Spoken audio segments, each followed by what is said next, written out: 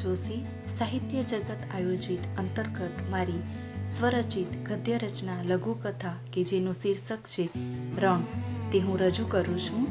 રણ સાથે ચંદુને નિકટનો નાતો હતો. રણમાં સાંજ તો અનેરી હોય છે.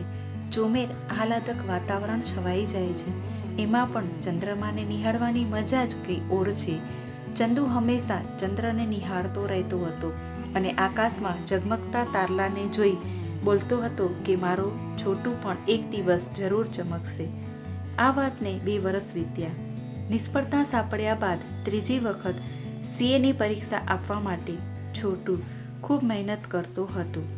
છોટુનો આ વખતે પેપર ખૂબ જ સારો ગયો હતો. થોડાક દિવસો બાદ પરિણામ આવવાનું હતું.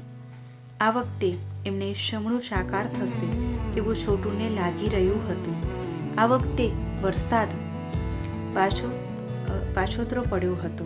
એક દિવસ છોટું રણમાં રાત્રે જાય છે ત્યારે જાણે આખું રણ ભીનું રણ હોય તેવો આભાસ થતા કરતું હતું. બીજે દિવસે સવારે છોટું હર્ષભેર માર્કશીટ લેવા પહોંચ્યું. પોતાને મળેલ જ્વલન સિદ્ધિને વહેંચવા માંગતો હતો. એ સાંજે છોટું રણમાં જાય છે.